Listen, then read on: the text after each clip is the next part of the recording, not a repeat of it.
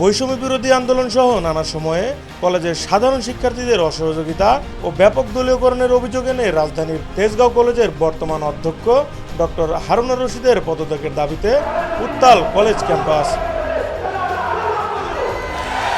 এছাড়াও ৩ দফা দাবিতে ক্লাস বন্ধ সহ কঠোর আন্দোলনের হুঁশিয়ারি দিয়েছেন সাধারণ শিক্ষার্থীরা। এ সময় কলেজের বেশ কয়েকজন শিক্ষকও এই আন্দোলনে অংশ নেন।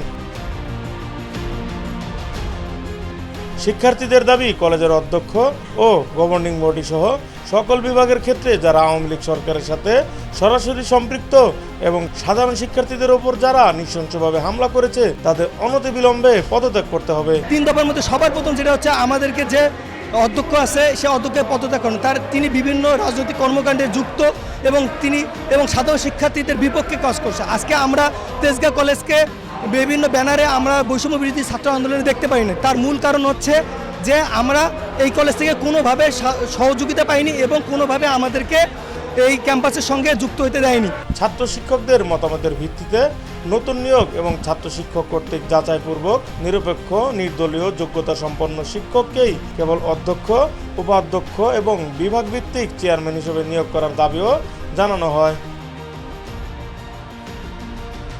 এছাড়া ক্যাম্পাসে সকল প্রকার রাজনীতি নিষিদ্ধ এবং অনতিবিলম্বে ছাত্র সংসদ গঠনের দাবি জানানো হয়। ছাত্রছাত্রীদের জন্য কলেজের হোস্টেল বরাদ্দ করা, দুর্নীতি ও ঘুষ বন্ধে জোরালো পদক্ষেপ গ্রহণের আহ্বান জানান শিক্ষার্থীরা।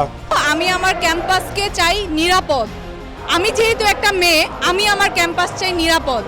আমি কেন বুক ফুলিয়ে বলতে পারি না আমি তেজগাঁও কলেজের ছাত্রী?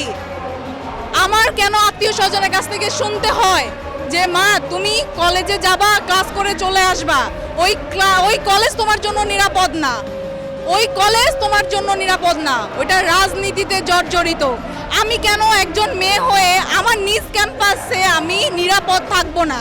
এদিকে নিরাপদ ও রাজনীতিমুক্ত ক্যাম্পাস গঠনের লক্ষ্যে শিক্ষার্থীদের ঐক্যবদ্ধ থাকার আহ্বান জানান কলেজের শিক্ষকরা। শিক্ষার্থীদের আন্দোলনে সমর্থন দিয়ে দাবি আদায় না হওয়া পর্যন্ত তাদের শান্তিপূর্ণ আন্দোলন চালিয়ে যাবার পরামর্শও দিয়েছেন তারা। রাকিব হাসান, ভোরের পাতা।